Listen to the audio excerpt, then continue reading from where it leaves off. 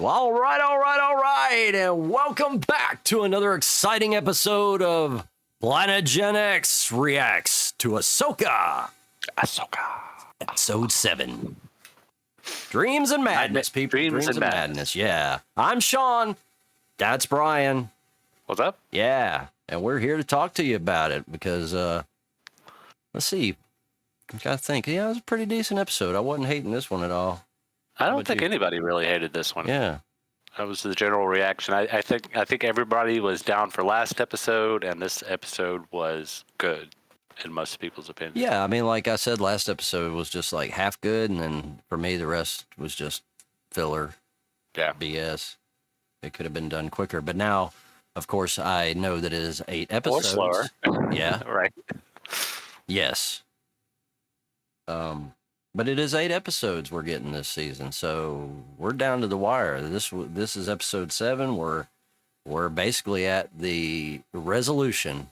They're wrapping things up. The next episode's it. So I'm going to call it now. I'm going to go ahead and put this out there, right?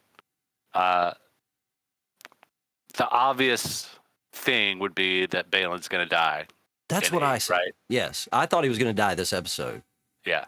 So my thought is maybe he doesn't die. Maybe he just F's off, right? Like they've made this hint that he's after something mysterious, unknown, right? So maybe they'll do that. But obviously, given real world concerns that the actor is no longer alive, do we know anything about deep fake and voice rights, AI? I have no idea. Right. So it's possible they could bring him back. Yeah, I guess anything's possible. I would say never say never. Right. What I'm seeing, an animated prequel or something like, whatever between him and Shin, and or whatever leads up to how he got to where he's at could be done easily enough. Yeah. A good voice actor could probably try and mimic him. But since you brought him up, I have him written down, and the reason I wrote him down is because, man, it's such a tragic loss. Because this is, I don't know where they're going with it. Yeah, but this is such a good potential seed for anything. Like one of my favorite roles that he's been in, like his whole career. Yeah. For me, is Balin. Man, he just looks the part. He looks good. Right. I really connect with him. He's conveying his character very well as an actor. I connect with every emotion. When he gives a look, a feeling. I mean, I'm right there locked in with him. He's definitely getting his point across. Right. A lot of people have made the complaint in the past that he can be a little bit stiff, and it feels like somebody's kind of like tweaked that a little bit to make it more reserved. Right. Well, maybe it's just the perfect role for him. I don't know. Maybe. I think he looks great in the part. It's just so sad. It sucks because, we could either have some kind of animated thing or, like you say, a deep fake type deal. Right. But I don't know where they're going to go with this. I really don't. Well, here's what I think. I think they have more footage of him that they intended to use, and they're holding on to that. They're pulling back. They're going to expand upon the Shin storyline. Sure, yeah. And she's going to last for a while. She's definitely around for a while. Yeah, because we still don't know jack about her, right? Yeah, no, we don't. For the most part. And again, that's where I was going with the prequel type thing or whatever to learn more about it. So I kind of think what they're doing is they're holding on to some of the assets that they already have attained concerning him. Yeah. And they're going to expand on her and drop little bits and pieces of him in, hopefully. That's best case in my opinion. Yeah, so this story is we're on the planet. They've just reconnected with Ezra as of last episode. And spoilers, man.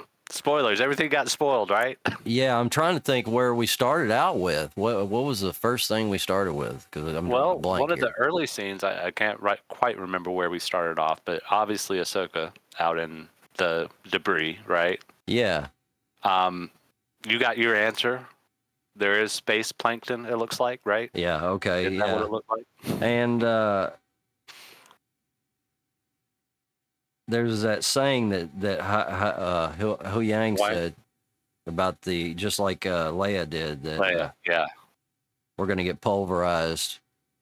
And that was not there were a lot of kind of callbacks so far as like script lines in this. Yeah. Oh, well, okay. So I remember now. Thank you. Gave me, I mean, it's just like all of a sudden, I thought C-3PO, and then all of a sudden I'm thinking, okay, they're in the Senate chamber. So Hera's getting court-martialed, for lack of a better word. I mean, she's not officially getting court-martialed, but she's in a setting like that. The hearing to be pre-hearing. Can I just say I hate the what do you call it? The scene that the room we're in. I did, bro. I have it written down right here, man. For one thing, I had reset my TV, and it was doing that stupid shit where it had all the features on that help you get a better, and it looks motion like blur. Shit. Yes, it makes everything look crazy weird. The voices don't quite match the mouths and shit. It's just weird. So that was on, and it was making it look, and I was just writing, man, this CG room looks like shit. And then I turned it off. I was like, okay, it's off. I'm like, still sucks. Yeah. Hated it too, man. I thought it was the worst looking virtual set. Yeah. It was horrible. It did not, I don't know. It just didn't. Anyway. So yeah, she's getting talked to and questioned about what was going on, and you got that one dude, I can't think of his name, that's just anti everything. Yeah, maybe. Yeah. He's the father of one of the heroes in the deal, that in the Rebels cartoon. Yeah. It is Xiono. Xiono, thank you. Yeah. Y'all have to forgive me. Yeah, and it was funny too, because there's this whole droids rights issue thing, and then Chopper gets like real. Yeah, I loved that. I thought it was great, man. You better watch out, man. Chopper ready to throw down. I was waiting to see a Rich come from off screen. No shit. Yeah. And so in comes 3PO. Holy cow! Yes. And we get some nice old school Star Wars music cue right then and there. And the voice that we've all missed for a long time. Yeah. And I saw somebody pointed out that you can't even unnotice it. The neck is wider now.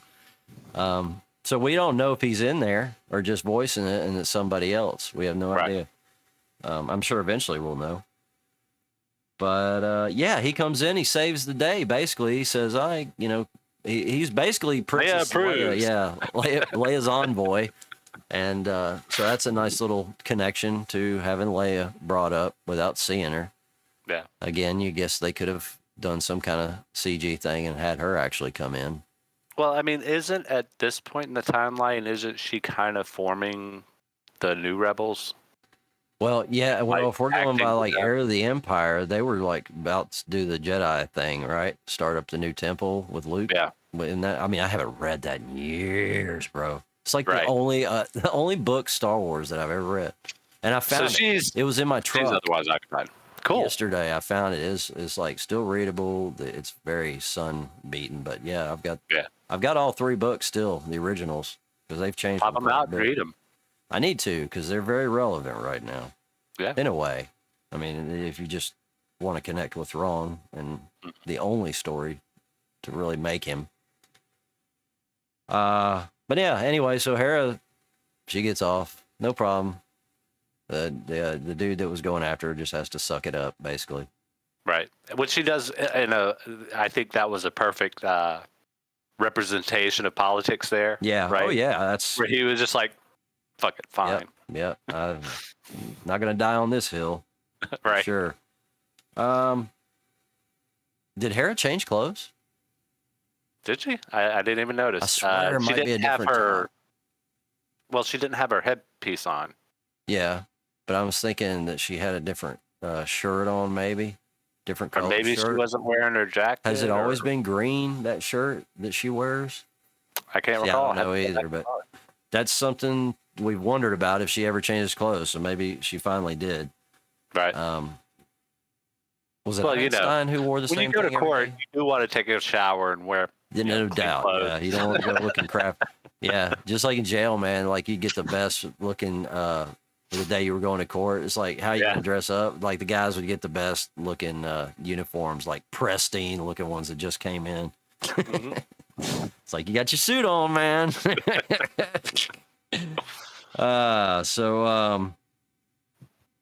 We get to see Anakin again. Yeah, an old training video. Old Anakin, that was when she was like young Ahsoka. Little. Right. Like when they first met. This was the earliest stuff, and this was the last recording he did of that. So he was in his battle armor, right? So, yeah, he was. He had the little Jedi deal on his shoulder, and the mantle too, right? Yeah, but what was I going to say about that? Shit, I forgot. Well, Ezra had also seen those same.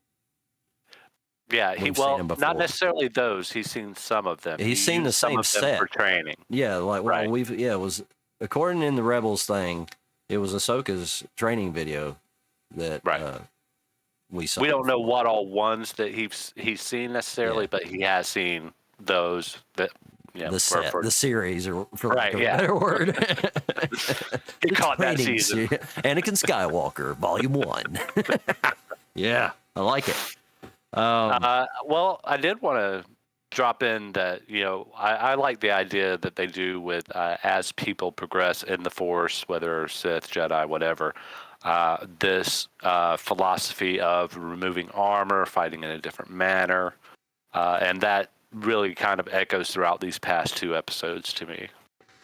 Yeah, well, you got, like you said, the whole there's all kinds of different mythology and stuff, like the Fenric wolves chasing, the sun.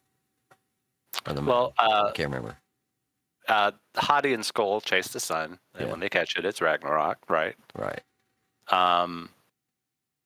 I honestly think it all comes down to the alt-right pipeline, Roman history, Romulus and Remus. Yeah. That's another one too. Well, and then again, like I said in the previous video, you got this very heavy Lord of the Rings thing going on as well. I mean, like Ahsoka dies or whatever, goes off, and now we got Ahsoka the White.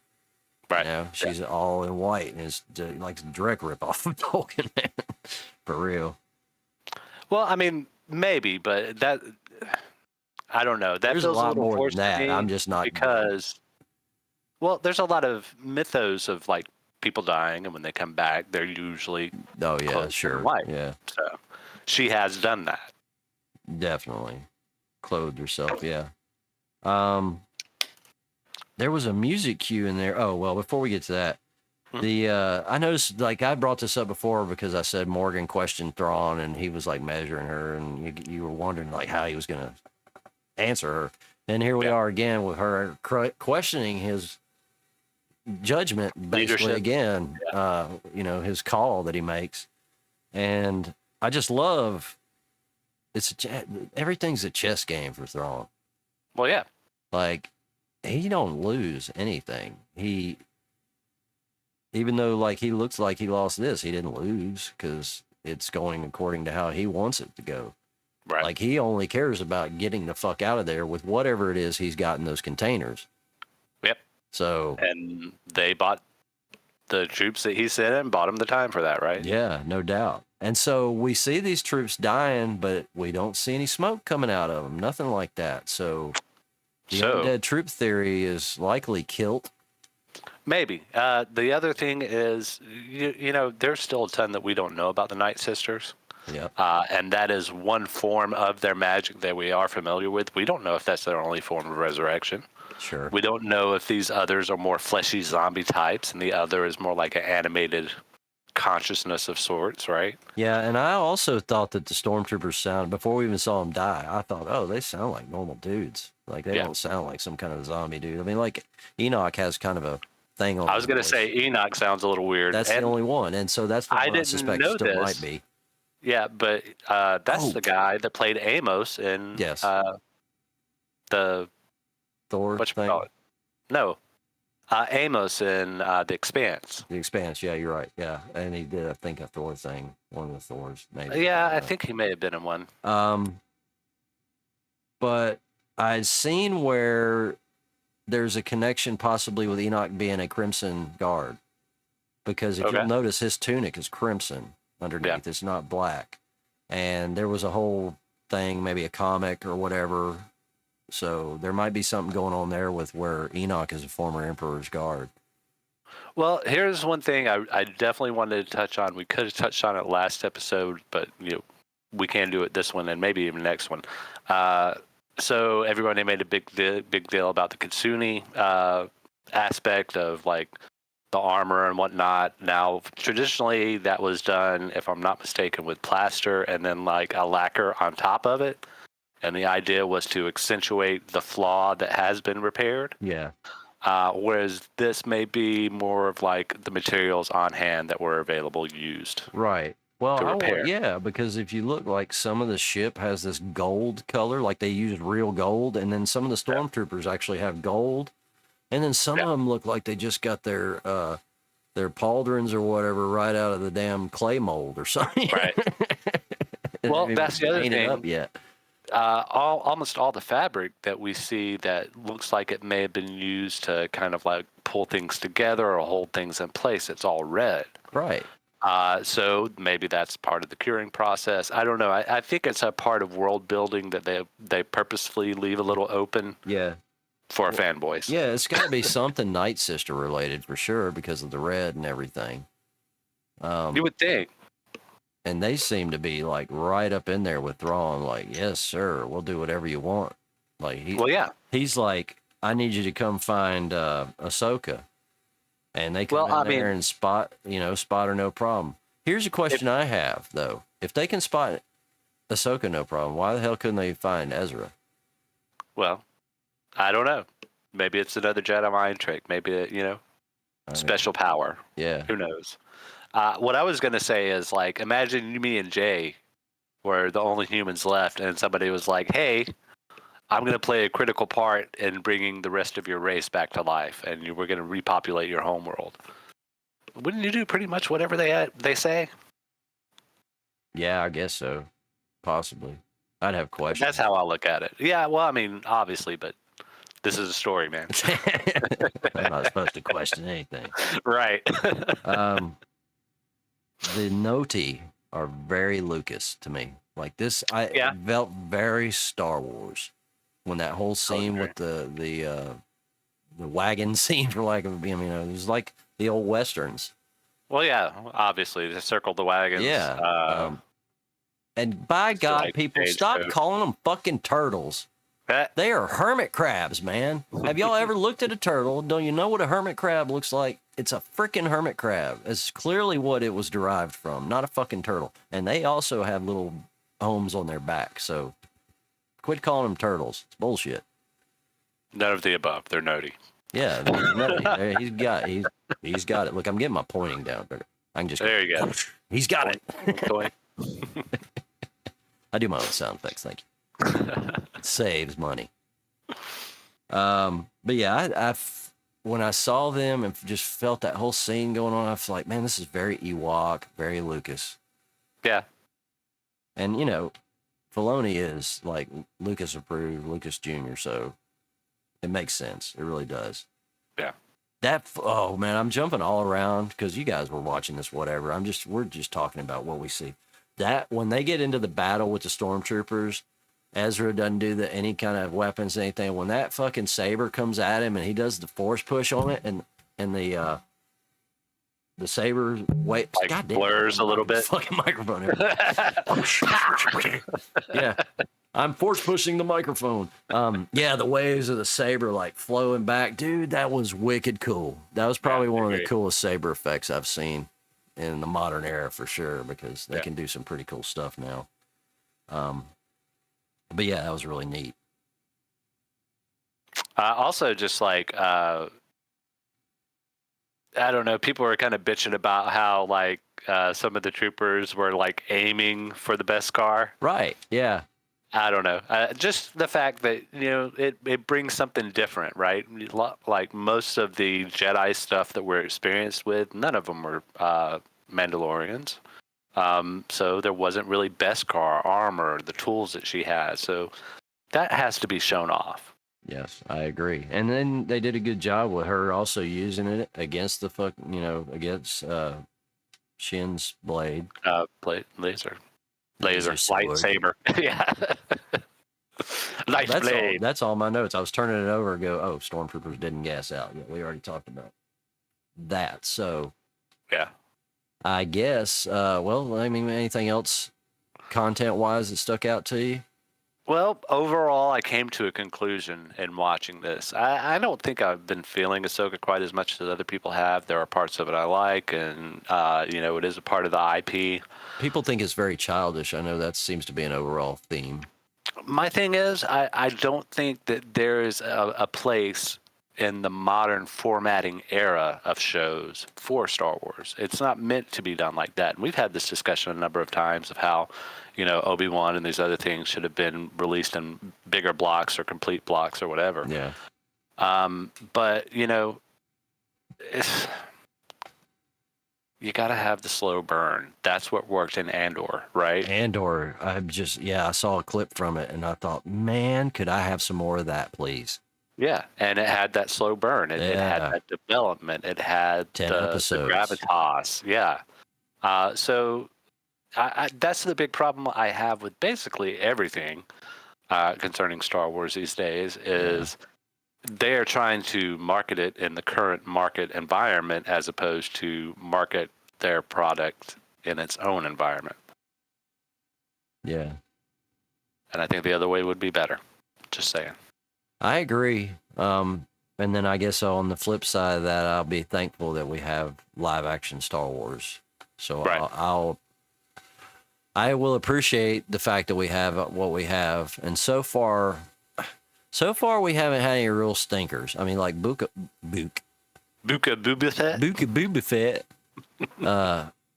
is probably the closest that we've had to just a stinker. And it wasn't, just shit awful terrible. Yeah, I mean, the story in and of itself was great. There were just a number of other issues. Another one that can benefit from the whole watching. You watch it, you watch Obi-Wan, they both come off way better in one sitting.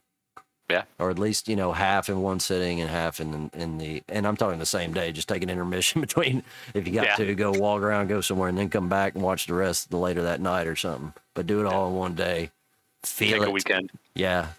And maybe Ahsoka on a rewatch where you can go through everything would be a different experience. But I don't know. I'm not feeling like it needed to be watched all at once.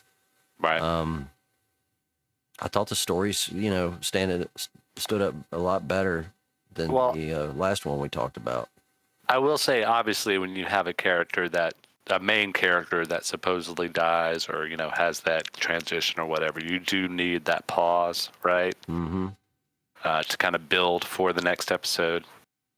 And I felt that when we came back to, Muang and the Mandalorian helm.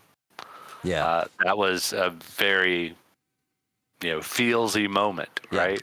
Yeah, no doubt. Speaking of, he sounded more like Tennant than ever.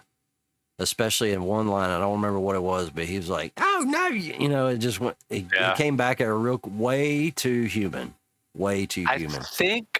I think the issue may have been he was probably working on production for Good Omens 2 when he did this, and he was doing a lot of weird Scottish shit in that. Yeah. Good show. Yeah. But anyway, so good episode. I didn't really hate it. I thought it was a good episode. Might have been. I gave one episode, I don't remember which one, 5 stars. Yeah. And this one would probably be 5 stars too. Wow. I don't know if I'd go 5 stars, but I would be hard pressed to give it less than 4. So maybe 4 or 5. Well, I just feel like if I have to give that last one, then sure, this one was better to me than that one I gave 5 stars to. So certainly, to be fair, I'd have to do that. Maybe I'd readjust. Maybe I'll say now that last one was 4.75. Can you remember what episode I said that about? Was that 3? I think it was, because it seems like it was a couple weeks back. It feels like it was the one after the slow one. Yeah, so whatever one. Okay, I'm reviewing. I'm changing. I'm just rescaling, rejiggering the scale. I'm not gonna nerf it, I promise. So I'm gonna make that one I said 5 stars. Just one finger on it. Right? Yeah, that's it.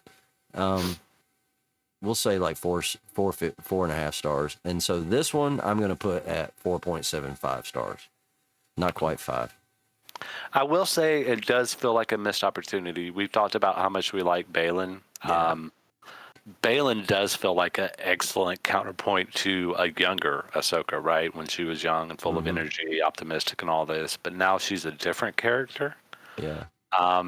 So they're going to have to really, in my opinion, in order to correct that, they're going to have to really dive deep into the development of these characters' dynamics.